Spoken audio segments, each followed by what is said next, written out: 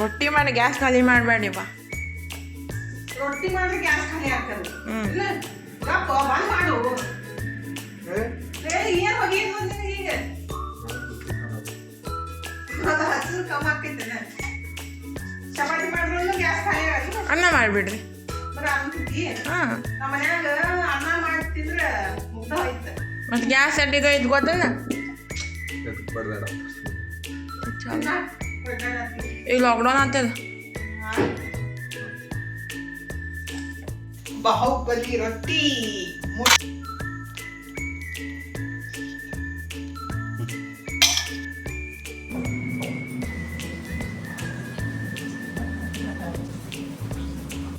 Hi hello ನಮಸ್ಕಾರ ಎಲ್ಲರೂ ಹೆಂಗದೀರಿ? ಆರಾಮದಿರೇನು? ನಾವು ಆರಾಮದೀವಿ ನೋಡ್ರಿ.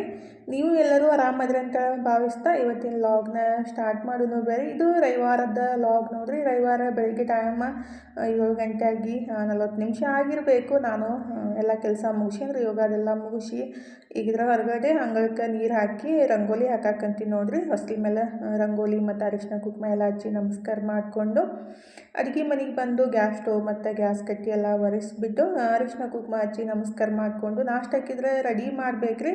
ಇವತ್ತು ನಾಷ್ಟಕ್ಕೆ ಕಸದಿಂದ ರಸ ಅಂಥೇಳಿ ರೆಡಿ ಮಾಡಾಕಂತೀನಿ ನೋಡ್ರಿ. ಯಾಕಂದರೆ ವೇಸ್ಟ್ ಮಾಡೋ ಬದಲು ಈ ಥರ ಮಾಡ್ಕೊಂಡು ಊಟ ಮಾಡಿದ್ರೆ ಅದು ಆರೋಗ್ಯಕ್ಕೂ ಒಳ್ಳೆಯದಾಗಿರೋದ್ರಿ ಮತ್ತು ವೇಸ್ಟ್ನೂ ಆಗಂಗಿಲ್ಲ. ಇತ್ತೀಚಿನ ದಿನದೊಳಗಂತೂ ಏನು ವೇಸ್ಟ್ ಮಾಡೋಕೆ ಹೋಗಬಾರ್ದು ಮತ್ತು ಅದು ಬೆಳ್ಯಾಕೂ ಅಷ್ಟು ಕಷ್ಟ ಇರತ್ತೈತಲ್ರಿ. ಹಾಗಾಗಿ ಯಾವುದೇ ನಾವು ವೇಸ್ಟ್ ಮಾಡೋಕ್ಕಿಂತ ಫಸ್ಟಿಗೆ ವಿಚಾರ ಮಾಡಬೇಕು. ಅದು ಒಬ್ಬ ರೈತರು ಎಷ್ಟು ಕಷ್ಟಪಟ್ಟು ಬೆಳೆಸಿರ್ತಾರೋ ಆರಾಮಾಗಿ ತಂದುಬಿಟ್ಟು ವೇಸ್ಟ್ ಮಾಡಿದಾಗ ಅದಕ್ಕೆ ವ್ಯಾಲ್ಯೂವೇ ಇರೋಂಗಿಲ್ಲಲ್ರಿ. ಹಾಗಾಗಿ ಆ ಶ್ರಮಕ್ಕೆ ಬೆಲೆ ಕೊಟ್ಟಂಗೆ ಆಗಂಗಿಲ್ಲ. ಯಾವುದೇ ಆಗಲಿ ನಮಗೆ ಅವಶ್ಯಕತೆ ಇಲ್ಲ ಅಂದ್ರೂ ಬೇರೆದವರಿಗಾದರೂ ಪ್ರಾಣಿಗಳಿಗಾದ್ರೂ ಯೂಸ್ ಆಗಬೇಕು. ಆ ಥರ ಅದನ್ನ ಯೂಸ್ ಮಾಡ್ಕೋಬೇಕು. ಇಲ್ಲ ಸುಮ್ಮನೆ ರೊಕ್ಕ ಐತಂತೇಳಿ ತಂದುಬಿಟ್ಟು ಅದನ್ನ ವೇಸ್ಟ್ ಮಾಡೋದು ಅಷ್ಟು ನನಗೆ ಸರಿ ಅನ್ಸಂಗಿಲ್ಲ ನೋಡ್ರಿ. ಅಂದರೆ ಅವಶ್ಯಕತೆ ಇದ್ದರೆ ಯೂಸ್ ಮಾಡಬೇಕು. ಇಲ್ಲಾಂದರೆ ಯಾರಿಗಾದರೂ ಯೂಸ್ ಆಗ್ತಿದ್ರೆ ಅದನ್ನ ಕೊಟ್ಬಿಡ್ಬೇಕು. ಅಂದರೆ ಯಾವುದೇ ತರಕಾರಿ ಆಗಲಿ ಯಾವುದೇ ಊಟ ಆಗಲಿ ಅಂದರೆ ಒಳ್ಳೇದಿದ್ದಾಗನೇ ಅದು ಕೊಡೋದನ್ನು ರೂಢಿ ಮಾಡ್ಕೋಬೇಕ್ರಿ. ಹಾಳಾದ್ಮೇಲೆ ಕೊಡ್ತೀವಂದ್ರೆ ಅದೇನು ಯೂಸ್ ಇಲ್ಲ. ಹಾಗಾಗಿ ಆದಷ್ಟು ನಮ್ಮ ಕೈಲಿ ಎಷ್ಟಾಗುತ್ತೋ ಅಷ್ಟು ಅದನ್ನು ಮಾಡೋಕ್ಕೆ ಪ್ರಯತ್ನ ಪಡಬೇಕು. ಕೈ ಮೀರಿ ಹೋದಾಗ ಏನೂ ಮಾಡೋಕ್ಕಾಗಂಗಿಲ್ಲ. ಆದಷ್ಟು ನಮ್ಮ ಕಡೆಯಿಂದ ಯಾವುದೇ ಹಾಳಾಗದೇ ಇರೋ ಥರ ನೋಡ್ಕೋದು ಒಳ್ಳೆಯದಲ್ರಿ. ಯಾಕಂದರೆ ಜನಸಂಖ್ಯೆ ಜಾಸ್ತಿ ಆದಾಗ ಅದು ರೆಡಿ ಆಗೋದು ಕಮ್ಮಿ ಆದಾಗ ಎಲ್ಲರಿಗೂ ಕಷ್ಟ ಆಗುತ್ತೆ. ಅಂದ್ರೆ ನಮ್ಮ ದೇವ್ರ ಇಷ್ಟರೇ ಕೊಟ್ಟನಪ್ಪ, ನಾವು ವೇಸ್ಟ್ ಮಾಡಬಾರ್ದು ಅಂತೇಳಿ ತಿಳ್ಕೊಬೇಕು. ಅಂದ್ರೆ ಅಂದ್ರೇನು ಅನಿವಾರ್ಯಕ್ಕೆ ವೇಸ್ಟ್ ಆದಾಗ ಏನೂ ಮಾಡೋಕ್ಕಾಗಂಗಿಲ್ಲ ರೀ. ಕೆಲವೊಂದು ಸಲ ಆಗ್ತಿರ್ತೈತಿ. ಹಂಗಾಗಿ ಆದಷ್ಟು ನಮ್ಮ ಇದು ವಿಚಾರ ಒಳಗೆ ನಾವು ಅದನ್ನ ಹಾಳಾಗದೇ ಇರೋ ಥರ ನೋಡ್ಕೊಳ್ಳೋದು ಒಳ್ಳೆಯದಲ್ರಿ. ಏನಕ್ಕೆ ಹಾಳಾಗೋದಿಲ್ಲ ಅಂತೇಳಿ ನೀವು ಅನ್ಬೋದು. ಅಂದ್ರೆ ಯೂಸ್ ಆಗ್ತಾಯಿದ್ರೆ ಹಾಳು ಯಾಕೆ ಮಾಡೋದಂತೇಳಿ ನನ್ನ ಅಭಿಪ್ರಾಯ ರೀ. ಏನು ಹೋಟೆಲ್ ಕತೆ ಹೋದಾಗೆಲ್ಲ ನಾವು ಅವ್ರು ಯಾವಾಗಿನ ಕೊಟ್ಟಿರ್ತಾರೋ ಸುಮ್ಮನೆ ತಿಂದು ಬಂದಿರ್ತೀವಿ. ಆದರೆ ಮನ್ಯಾಗಿರೋದು ಏನಾದರೂ ನಿನ್ನೆ ಮಾಡಿದಿತ್ತಂದರೆ ಮನೆಯವರಾದರೂ ಅಷ್ಟೇ ನಮಗಾದ್ರೂ ಅಷ್ಟೇ ಅದು ಬೇಡಪ್ಪ ನಿನ್ನಿದೈತೆ ಅಂಥೇಳಿ ನಿನ್ನಿದು ತಿನ್ನಬಾರ್ದು ಅಂಥೇಳಿ ಮೈಂಡ್ ಸೆಟ್ ಆಗಿಬಿಟ್ಟಿರ್ತೈತೆ ರೀ. ಹಾಗಾಗಿ ನೆಕ್ಸ್ಟ್ ಡೇ ಏನು ಮಾಡೋದು, ಅದನ್ನ ನಿನ್ನಿದೈತೆ ಅಂತ ಬಿಸಾಕ್ಬಿಡೋದು, ಇಲ್ಲಾಂದರೆ ಬಿಡೋದು ಅಂತ ಆ ಥರ ಮಾಡೋದು ಕಾಮನ್ ರೀ. ಅಂದರೆ ಎಲ್ಲರೂ ಮಾಡೋಂಗಿಲ್ಲ, ನಂತರ ಇದ್ದಿರ್ತಾರೋ. ಹಾಗಾಗಿ ವೇಸ್ಟ್ ಮಾಡೋಕ್ಕಿಂತ ಅದನ್ನ ಏನಾದ್ರೂ ಒಂದು ಹೊಸದನ್ನು ಮಾಡಿಬಿಟ್ಟು ಯೂಸ್ ಮಾಡೋದು ಬೆಸ್ಟ್ ನೋಡಿರಿ. ನಾನು ಅದೇ ಕೆಲಸ ಮಾಡಾಕತ್ತಿದ್ದು. ನಿನ್ನೆ ಸಾಂಬಾರು ಇತ್ತಂದ್ರೆ ಬ್ಯಾಳಿ ಟೊಮೆಟೊ ಎಲ್ಲ ಹಾಕಿಬಿಟ್ಟು ನೀಟಾಗಿ ಮಾಡಿರ್ತೀವಿ. ಅದನ್ನ ವೇಸ್ಟ್ ಮಾಡೋಕ್ಕೂ ಮನ್ಸು ಬರೋಂಗಿಲ್ಲ ರೀ. ಮತ್ತು ನೆಕ್ಸ್ಟ್ ಡೇ ಅದೇ ತಿನ್ನಕ್ಕೂ ಅನಿಸ್ತಿರ್ತೈತಿ. ಅದಕ್ಕಾಗಿ ಹೊಸ ರೀತಿ ಒಳಗೆ ಬಿಸಿದಾಗಿ ಇದ್ದಾಗ ತಿನ್ನಕ್ಕೂ ರುಚಿ ಅನಿಸುತ್ತಲ್ರಿ. ಹಾಗಾಗಿ ನಾನು ನಿನ್ನೆ ಸಾಂಬಾರ್ಗೆ ಬೀಟ್ರೂಟ್ ಜ್ಯೂಸ್ನೂ ಮಾಡಿದ್ದೆ. ಅದು ಸೋಸಿಬಿಟ್ಟು ಅದಕ್ಕನ್ನು ಹಾಕಿದ್ದೆ ರೀ. ಯಾಕಂದರೆ ವೇಸ್ಟ್ನೂ ಆಗಂಗಿಲ್ಲಲ್ಲ. ಕೆಲವೊಂದು ಸಲ ನಾನು ಅದು ಜ್ಯೂಸೆಲ್ಲ ತಗೊಂಡ್ಬಿಟ್ಟು ಚೆಲ್ಲಿರ್ತೀನಿ ರೀ. ಅಂದರೆ ಅಂದ್ರೆ ಅದು ಯೂಸ್ ಆಗಂಗಿಲ್ಲಲ್ಲ. ನಾನು ಆ ಥರ ಯಾವುದೇ ರೆಸಿಪಿ ಅಡುಗೆ ಮಾಡೋ ಮುಂದಾಗ ಅದು ಯೂಸ್ ಮಾಡ್ಕೊತೀನಿ. ಮಾಡಿದ್ದಿಲ್ಲ ಅಂದರೆ ಕೆಲವೊಂದು ಸಲ ಅಷ್ಟೇ ಚೆಲ್ಲೋದ್ರಿ. ಆದಷ್ಟು ನಾನು ಈ ಥರ ಮತ್ತು ಚಪಾತಿಗೆ ಅದನ್ನ ಪೇಸ್ಟನ್ನು ಹಾಕಿಬಿಟ್ಟು ಯೂಸ್ ಮಾಡ್ಕೊತೀನಿ. ಇವತ್ತು ಅಷ್ಟೇ ರೀ. ನಿನ್ನೆ ಸಾಂಬಾರ್ಗೆ ಓದಿರುವ ಬೀಟ್ರೂಟ್ ಪೇಸ್ಟ್ ಮತ್ತು ಕಡಲೆ ಹಿಟ್ಟು, ಸ್ವಲ್ಪ ಜೋಳದ ಹಿಟ್ಟು, ಹಸಿಮೆಣ್ಸಿನ್ಕಾಯಿ, ಕೊತ್ತಂಬರಿ ಎಲ್ಲ ಪೇಸ್ಟ್ ಮಾಡಿ ಹಾಕಿಬಿಟ್ಟು ಅಜ್ವಾಯಿನ, ಉಪ್ಪು ಎಲ್ಲ ಹಾಕಿ ಚಲೋ ಹೊತ್ನಾಗ ಕಲಿಸ್ಬಿಟ್ಟು ಈ ಥರ ದೋಸೆ ಥರ ಹಾಕ್ಕೊಂಡು ತಿಂದಾಗ ಅದು ಟೇಸ್ಟ್ ಸಖತ್ತಾಗಿರುತ್ತೆ.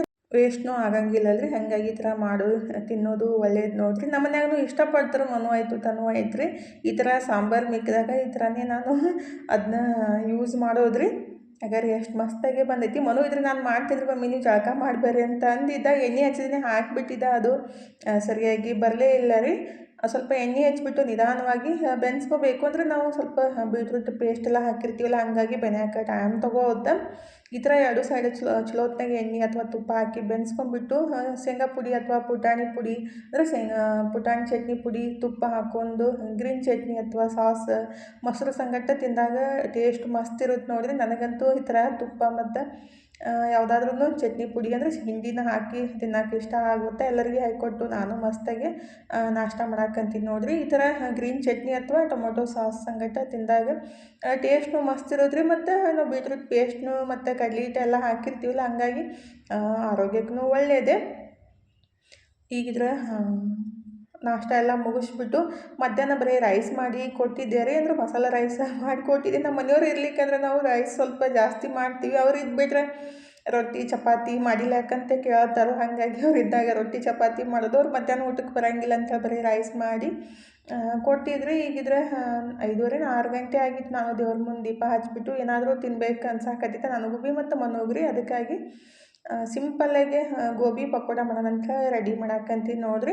ಅಂದ್ರೆ ಮಂಚೂರಿ ಮಾಡ್ಬೇಕಂದ್ರೆ ಅದಕ್ಕೆಲ್ಲ ಸಾಸ್ ಅದು ರೆಡಿ ಮಾಡಬೇಕು. ಸಾಸ್ನು ಸ್ವಲ್ಪ ಇತ್ತು, ಹಂಗಾಗಿ ಸಿಂಪಲ್ಲಾಗಿ ಈ ಥರ ಮಂಚೂರಿ ಮಾಡಿ ಅಂದ್ರೆ ಪಕೋಡ ಮಾಡಿ ತಿಂದಾಗ ಸಖತ್ತಾಗಿರುತ್ತೆ ರೀ. ಅಂದರೆ ಇದನ್ನೇ ಬಳಸ್ಬಿಟ್ಟು ಮಂಚೂರಿನೂ ಮಾಡ್ಬೋದು, ಒಗ್ಗರಣೆ ಎಲ್ಲ ಹಾಕಿಬಿಟ್ಟು. ಆದರೆ ಇವತ್ತು ಸಿಂಪಲ್ಲಾಗೆ ಡೀಪ್ ಫ್ರೈ ಮಾಡಿ ಕ್ರಿಸ್ಪಿಯಾಗಿರುತ್ತೆ ರೀ, ತಿನ್ನೋಕೆ ಟೇಸ್ಟ್. ಸೈಡ್ ಡಿಶಾಗೂ ತಿನ್ಬೋದು. ಈಗಿದ್ರೆ ನಾನು ಫ್ಲವರನ್ನು ಕಟ್ ಮಾಡಿ ಅದನ್ನ ಒಂದು ಉಪ್ಪು ನೀರೊಳಗೆ ಒಂದು 4-5 ನಿಮಿಷ ಬೇಯಿಸ್ಕೊಂಡು ಆಮೇಲೆ ನೀರು ತೆಗೆದು ತೊಗೋದು. ಅದಕ್ಕೆ ರುಚಿಗೆ ಎಷ್ಟು ಬೇಕು ಅಷ್ಟು ಉಪ್ಪು ಮತ್ತು ಸ್ವಲ್ಪ ಶುಂಠಿ ಬೆಳ್ಳುಳ್ಳಿ ಪೇಸ್ಟ್, ಸ್ವಲ್ಪ ಖಾರಕ್ಕೆ ಎಷ್ಟು ಬೇಕಷ್ಟು ಖಾರದ ಪುಡಿ, 1-2-3 ಚಮಚದಷ್ಟು ಕಾರ್ನ್ಫ್ಲವರ್ ಮತ್ತು 1-2-3 ಚಮಚದಷ್ಟು ಜೋಳದ ಹಿಟ್ಟನ್ನು ಹಾಕಿದ್ದೀನಿ ರೀ. ಇದಕ್ಕೆ ಜೋಳದ ಹಿಟ್ಟಾದ್ರೂ ಬಳಸ್ಬೋದು, ಮೈದಾ ಹಿಟ್ಟಾದ್ರೂ ಬಳಸ್ಬೋದು. ನಮ್ಮ ಮನೆಯೊಳಗೆ ಯಾವ್ದು ಇರುತ್ತಲ್ಲ ಅದನ್ನ ಬಳಸ್ಬಿಡ್ತೀನಿ ರೀ ನಾನು. ಇದನ್ನೇ ಬೇಕಂತೇನಿಲ್ಲ. ಇಲ್ಲ ನೀವು ಕಡ್ಲೆ ಹಿಟ್ಟನ್ನು ಹಾಕಿಬಿಟ್ಟು ಪಕೋಡ ಥರನೂ ಮಾಡ್ಬೋದು. ಅಂದರೆ ಆ ಟೇಸ್ಟ್ ಬರೋದ್ರೆ ಸ್ವಲ್ಪ ಅಜ್ವೈನ ಕಡ್ಲೆ ಹಿಟ್ಟು ಹಾಕಿದಾಗ. ಇದು ನಾನು ಜೋಳದ ಹಿಟ್ಟು ಮತ್ತು ಕಾರ್ನ್ಫ್ಲವರ್ ಹಾಕಿಬಿಟ್ಟು ಮಾಡಿದ್ದು. ಇದು ಕ್ರಿಸ್ಪಿಯಾಗೇ ಬರುತ್ತೆ ರೀ. ಕಡ್ಲೆ ಹಿಟ್ಟು ಹಾಕಿದ್ದು ಸ್ವಲ್ಪ ಸಾಫ್ಟ್ ಇರುತ್ತೆ, ಹಾಗಾಗಿ ನಾನು ಕಾರ್ನ್ಫ್ಲವರ್ ಮತ್ತು ಜೋಳದ ಹಿಟ್ಟು ಹಾಕಿ ನೀಟಾಗಿ ಕಲಿಸ್ಬಿಟ್ಟು ಡೀಪ್ ಫ್ರೈ ಮಾಡಾಕತ್ತಿದ್ದೆ. ಆ್ಯಕ್ಚುಲಿ ಇದನ್ನೇನೈತಲ್ರಿ ಏರ್ ಫ್ರೈ ಒಳಗೆ ಏರ್ ಫ್ರೈ ಮಾಡ್ಕೋಬೇಕು. ಕ್ರಿಸ್ಪಿಯಾಗಿಯೂ ಇರುತ್ತೆ ಮತ್ತು ಎಣ್ಣೆನೂ ಜಾಸ್ತಿ ಇರೋಂಗಿಲ್ಲ ನೋಡಿರಿ. ಏರ್ ಫ್ರೈ ಇದ್ರೆ ಅದೇ ಆ ಥರ ಕಲಿಸ್ಬಿಟ್ಟು ಏರ್ ಫ್ರೈ ಮಾಡಿಕೊಂಡು ತಿನ್ಬೋದು. ಈಗಿದ್ರೆ ಎಲ್ಲನೂ ನೀಟಾಗಿ ಬಿಸಿ ಎಣ್ಣೆ ಒಳಗೆ ಹಾಕಿ ಚಲೋತ್ನಾಗೆ ಫ್ರೈ ಮಾಡ್ಬೇಕು ನೋಡಿರಿ. ಕ್ರಿಸ್ಪಿಯಾಗಿ ಅಂದರೆ ಗರಿಗರಿ ಆಗೋ ಮಟ್ಟ ಫ್ರೈ ಮಾಡಬೇಕು. ಹಂಗೆ ತಿನ್ನೋಕೆ ಸಖತ್ತಾಗಿರುತ್ತೆ. ನನ್ನ ಮಗ ಅಂತೂ ಬಿಸಿ ಬಿಸಿದೆ ತಿನ್ನೋಕೆ ಸ್ಟಾರ್ಟ್ ಮಾಡಿದೆ. ಸಣ್ಣ ಹೋದಾಗೂ ಅಷ್ಟೇ ರೀ, ಬಿಸಿ ಬಿಸಿ ತಿನ್ನಕತ್ತಾಗ ಹಂಗೆ ಸುಡ್ತೈತೆ ಮಮ್ಮಿ ಬಾಯಿ ಒಳಗೆ ಊದಂತ ಅಂತಿದ್ದ. ಅಂದರೆ ಈ ದೊಡ್ಡವಾಗ ಏನು ಬಿಡ್ರಿ, ಈಗೆಲ್ಲ ಮಕ್ಕಳು ದೊಡ್ಡವರಾದಾಗ ಚೇಂಜ್ ಆಗೇ ಆಗ್ತಾರೆ. ಅದನ್ನೇ ಅವನಿಗೆ ಹೇಳಾಕತ್ತಿದ್ದೆ ರೀ, ನೆನಪು ಮಾಡಿ ಕೊಡಾಕತ್ತಿದ್ದೆ. ಟೇಸ್ಟ್ ಇರ್ತೈತೆ ನೋಡಿರಿ. ರೆಡಿ ಮಾಡ್ತಾ ಹಂಗೆ ತಿನ್ಕೊಂಡ್ಬಿಟ್ಟು ನಂದು ಇಷ್ಟ ಚಲೋ ಆಯ್ತು.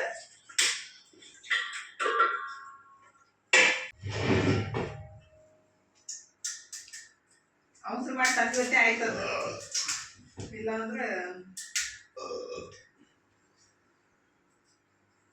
ರೊಟ್ಟಿ ಮಾಡಿ ಗ್ಯಾಸ್ ಖಾಲಿ ಮಾಡಬೇಡಿವಾ. ರೊಟ್ಟಿ ಮಾಡಿದ್ರೆ ಗ್ಯಾಸ್ ಖಾಲಿ ಹಾಕೋದು ಇಲ್ಲ. ಗಪ್ಪ ಬಂದ್ ಮಾಡು. ಏನ್ ಬಗ್ಗೆ ಏನ್ ಬಂದ ನಿನಗೆ ಈಗ?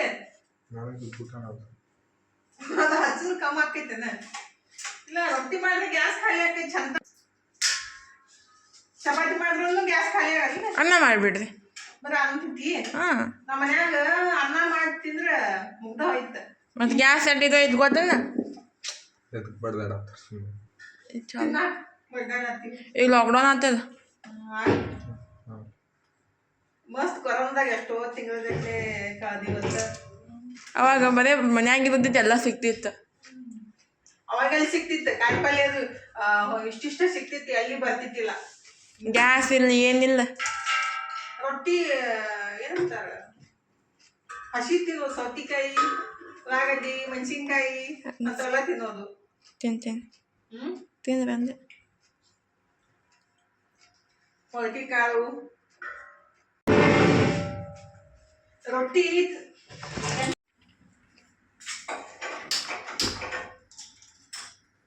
ಗೊತ್ತಾಯ್ತು ಡೇಟ? 28 ಮುಂದಿನ ಇದು ಶನಿವಾರ ರಾತ್ರಿಯಿಂದ ಇಡುವರಿ ಅಂದ್ರೆ ನಂಗೆ ಅದು ಎಡಿಟ್ ಮಾಡಿ ಅಪ್ಲೋಡ್ ಮಾಡೋಕೆ ಆಗಿತ್ತಿಲ್ಲ. ಹಾಗಾಗಿ ಇಡುವರೊಳಗೆ ನಾನು ಹಾಕಿದ್ದು ಅಂದರೆ ಸಿಲಿಂಡ್ರ್ ಖಾಲಿ ಆಗಿಬಿಟ್ಟು ರೊಟ್ಟಿ ಮಾಡಾಕತ್ತಿದ್ದೆ ರೀ. ಮೊನ್ನೆ ನಮ್ಮ ಮನೆಯವ್ರಿಗೆ ಕಿರಿಕಿರಿ ಹಚ್ಚಿಬಿಟ್ಟು ಸಿಲಿಂಡ್ರ್ ತರಿಸಿಟ್ಟಿದ್ದು ಅಂದ್ರೆ ಖಾಲಿ ಆಗಿಬಿಟ್ಟಿತ್ತು. ಅಂದ್ರೆ ಭಾಳ ದಿವಸ ಆಗಿತ್ತು ಹಚ್ಚಿ 2 ತಿಂಗಳು ಆಗಕ್ಕೆ ಬಂದಿತ್ತು. ಅಂದ್ರೆ ನಮ್ಗೆ ಒಂದು ಸಿಲಿಂಡ್ರ್ 2 ತಿಂಗಳ ತನಕ ಹೋಗುತ್ತೆ ರೀ. ಹಾಗಾಗಿ 1.5 ತಿಂಗಳಾಗಿ ಹೋಗೈತಿ. ಮತ್ತು ತಂದಿಡ್ರಿ ಮತ್ತು ಖಾಲಿ ಐತಂದ್ರೆ ಹೆಂಗೆ ಅಂತ ಕಿರಿಕಿರಿ ಹಚ್ಚಿಬಿಟ್ಟು ತರ್ಸಕ್ಕೆ ಹಚ್ಚಿದ್ದು. ಒಮ್ಮೆ ಸಡನ್ನಾಗಿ ಇವತ್ತು ರೊಟ್ಟಿ ಮಾಡಾಕತ್ತಿದ್ದೆ, ಸಿಲಿಂಡ್ರ್ ಖಾಲಿ ಆಗಿಬಿಟ್ಟು. ನೋಡು ಯೂಸ್ ಆಯಿತು. ತಂದಿಟ್ಟಿಲ್ಲ ಅಂದ್ರೆ ಉಪವಾಸ ಇರಬೇಕಿತ್ತು ರೀ. ಅಂದರೆ ಸಿಲಿಂಡ್ರ್ ಖಾಲಿ ಆದರೆ ಇವಾಗಂತೂ ಉಪವಾಸ ಇರ್ಬೇಕು ನೋಡಿರಿ. ಅಂದರೆ ಸಿಗೋದು ಇಲ್ಲ ಅಂದ್ರೆ ಪಟ್ಟಂತೇಳಿ ಅವಾಗೆಲ್ಲ ಒಂದು ಬೆಳಗ್ಗೆ ನಂಬರ್ ಹಚ್ಚಿಬಿಟ್ಟು ಮಧ್ಯಾಹ್ನಟಿಗೆ ಸಂಜೆ ಹೊತ್ತಿಗೆ ಕೊಡ್ತಿದ್ರು. ಇವಾಗಂತೂ ಆ ಥರ ಸಿಲಿಂಡ್ರ್ ಸಿಗಂಗೆ ಇಲ್ಲ ರೀ. ಮತ್ತು ಅವಾಗೆಲ್ಲ 1-2 kg ತುಂಬಿ ಕೊಡ್ತಿದ್ರು, ಅದೂ ಸಿಗಲ್ಲಾಗೈತಿ. ಹೀಗಾಗಿ ಸಿಕ್ಕಾಪಟ್ಟೆ ಟೆನ್ಷನ್ ಆಗುತ್ತೆ ನೋಡಿರಿ. ನಾನು ಕೆಲವೊಂದು ನ್ಯೂಸ್ ಒಳಗಾಗಲಿ ಮತ್ತು ಕೆಲವೊಂದು ರೀಲ್ ಒಳಗೆ ನೋಡಿದ್ದೀನಿ ಸಿಲಿಂಡ್ರದ್ದು ಭಾಳ ಪ್ರಾಬ್ಲಮ್ ಬರಾಕತ್ತೈತಿ. ಒಂದೇ ಸಿಲಿಂಡ್ರ್ ಇದ್ಬಿಟ್ರೆ ಇನ್ನೂ ಕಷ್ಟ ನೋಡಿರಿ. ಅಂದ್ರೆ ಅವಾಗೆಲ್ಲ ಒಂದೇ ಇತ್ತು, ಬೆಳಗ್ಗೆ ಹೋಗಿ ತುಂಬ್ಕೊಂಡು ಬಂದು ಯೂಸ್ ಮಾಡಕ್ಕೆ ಬರ್ತಿತ್ತು. ಇವಾಗ ಅಡ್ವಾನ್ಸ್ ತುಂಬಿಡೋದು ಬೆಸ್ಟ್ ನೋಡಿರಿ. ಅಕಸ್ಮಾತಾಗಿ ಸಿಗ್ಲಿಕ್ಕಂದ್ರೆ ಉಪವಾಸ ಇರಬೇಕು ಅಂದ್ರೆ ಹಳ್ಳಿಯಾಗಿದ್ದಾಗ ಮತ್ತು ಹೊಲದಾಗಿದ್ದಾಗ ಏನಾದರೂ ಕಟ್ಗೆ ಹೆಚ್ಚಾದ್ರೂ ಅಡ್ಗೆ ಮಾಡ್ಕೋಬೋದು. ಆದರೆ ಬಾಡಿಗೆ ಮನೆ ಒಳಗೆ ಸಿಟಿ ಒಳಗೆ ಇದ್ದಾಗ ಅದನ್ನೂ ಅವಕಾಶ ಇರಂಗಿಲ್ಲ ರೀ. ಉಪವಾಸ ಇರಬೇಕಾಗುತ್ತೆ. ಅದನ್ನೇ ಹೇಳಾಕತ್ತಿದ್ಲು ತನು, ರೊಟ್ಟಿ ಮಾಡಿ ಗ್ಯಾಸ್ ಖಾಲಿ ಮಾಡಬೇಡ್ರಿ ಮಮ್ಮಿ ಅಂತೇಳಿ, ಹಸಿ ತಿಂದು ಇರೋದು ಅಂತೇಳಿ ನಾನು ಅನ್ನಕತ್ತಿದ್ದೆ. ಒಂದು ಟೈಮ್ ಆದರೆ ಏನಾದರೂ ಮಾಡ್ಬೋದು ರೀ. ಆದರೆ ಯಾವಾಗಲೂ ಅದನ್ನೇ ಮಾಡೋಕ್ಕಾಗಂಗಿಲ್ಲ ರೀ. ಆದಷ್ಟು ಸ್ವಲ್ಪ ಕಮ್ಮಿ ಬಳಸ್ಬೇಕು ಅನಿಸುತ್ತೆ. ಮತ್ತು ಅವಶ್ಯಕತೆಗೆ ಎಷ್ಟು ಬೇಕಲ್ಲ ಅಷ್ಟಾದ್ರೂ ಬಳಸಬೇಕಲ್ರಿ. ಕೆಲವೊಂದು ಸಲ ಆ ಥರ ಪರಿಸ್ಥಿತಿ ಬಂದಿರ್ತಾವೆ, ಎಲ್ಲನೂ ಅಡ್ಜಸ್ಟ್ ಮಾಡಿಕೊಂಡು ಹೋಗಬೇಕು. ಏನೂ ಮಾಡೋಕ್ಕಾಗಂಗಿಲ್ಲ ರೀ. ಹೆಂಗೆ ಬರುತ್ತಲ್ಲ ಹಂಗೆ ಹೋಗಬೇಕು. ಕರೋನಾ ಟೈಮ್ದಾಗ ನೋಡಿರಲ್ಲ ಎಷ್ಟು ಕಷ್ಟ ಆಗೈತಿ. ನಮಗೂ ಜಾಸ್ತಿ ಕಷ್ಟ ಆಗೈತಿ ಕೊರೋನಾ ಆಗಿಬಿಟ್ಟು. ಹಾಗಾಗಿ ಹೆಂಗೆ ಬರುತ್ತಲ್ಲ ಹಂಗೆ ಜೀವನನ ಕಳಿಬೇಕಾಗುತ್ತೆ. ನಮಗೆ ಯಾವ ಥರ ಬೇಕಂದಾಗ ಆ ಥರ ಸಿಗಂಗಿಲ್ಲಲ್ಲ ರೀ. ಅಂದರೆ ಎಲ್ಲರೂ ಅಂದ್ಕೊಂಡ್ಬಿಟ್ಟಿದ್ವಿ ಎಷ್ಟು ದಿವಸ ನಮ್ಗೆ ಹೆಂಗೆ ಇರುತ್ತೆ ಹಂಗೆ ಇರ್ಬೋದು ಅಂತೇಳಿ. ಇವಾಗ ನೋಡಿರಿ ಪೆಟ್ರೋಲ್ ಪ್ರಾಬ್ಲಮ್, ಸಿಲಿಂಡ್ರ್ ಪ್ರಾಬ್ಲಮ್ ಆ ಥರ ಬಂದಾಗ ಸ್ವಲ್ಪ ಜೀವನ ಕಷ್ಟ ಅಂತ ಅನಿಸುತ್ತೆ. ಕೆಲವೊಂದು ದಿವಸ ಇರುತ್ತೆ, ನಾವು ಅಡ್ಜಸ್ಟ್ ಮಾಡ್ಕೊಂಡು ಬದುಕಬೇಕಷ್ಟೇ ರೀ. ಇವತ್ತು ಅಷ್ಟು ಜಾಸ್ತಿ ಅಂತೇಳಿ ನಾನು ಮುಟ್ಗಿ ಮಾಡಿಕೊಂಡು ತಿನ್ನಕಂತೀನಿ ನೋಡಿರಿ. ಜಾಸ್ತಿ ಇಷ್ಟ ಆಗುತ್ತೆ, ನಮ್ಮ ಮನೆಯವ್ರಿಗೆ ಇಷ್ಟ ಆಗುತ್ತೆ. ಹಂಗಾಗಿ ನನಗೆ ಮತ್ತು ನಮ್ಮ ಮನೆಯವ್ರಿಗೆ ತನೂ ರೊಟ್ಟಿ ತಿನ್ನಂಗಿಲ್ಲ, ಖರೆ ಮುಟ್ಗಿ ತಿಂತಾರೆ. ಬಿಸಿ ಬಿಸಿ ತಿಂದುಬಿಟ್ರೆ ಸಖತ್ತಾಗಿರುತ್ತೆ. ತಣ್ಣಗಾದ್ಮೇಲೆ ತಿನ್ನೋಕೆ ಆಗಂಗಿಲ್ಲ ರೀ. ಯಾವಾಗಲೂ ಮುಟ್ಗಿ ಇಟ್ಲ ಬಿಸಿ ಇದ್ದಾಗನೇ ತಿನ್ಕೊಂಡ್ಬಿಡ್ಬೇಕು. ಇವತ್ತಿಂದ ವಿಡಿಯೋನೂ ಇಷ್ಟೇ ರೀ, ಸಿಂಪಲ್ಲಾಗೆ ಮಾಡಿದ್ದು. ನಿಮಗೂ ವ್ಲಾಗ್ನ ಇಷ್ಟ ಆಗ್ಬೋದಂತ ಅಂದ್ಕೊಂಡಿದ್ದೀನಿ ರೀ. ಇಷ್ಟ ಆಗಿದ್ರೆ ಲೈಕ್ ಮಾಡಿ, ಶೇರ್ ಮಾಡಿ, ಸಬ್ಸ್ಕ್ರೈಬ್ ಮಾಡಿಕೊಂಡು ಸಪೋರ್ಟ್ ಮಾಡಿರಿ. ಇಷ್ಟು ತನಕ ವಿಡಿಯೋ ನೋಡಿದ್ದಕ್ಕೆ ತಮ್ಮೆಲ್ಲರಿಗೂ ಹೃದಯದ ತುಂಬ ಧನ್ಯವಾದಗಳು ರೀ. ಥ್ಯಾಂಕ್ ಯು ಫಾರ್ ವಾಚಿಂಗ್ ರೀ. ಮತ್ತೆ ಹೊಸ ಲಾಗ್ ಜೊತೆಗೆ ಸಿಗ್ತೀವಿ ರೀ. ಬಾಯ್ ಬಾಯ್ ರೀ. Take care.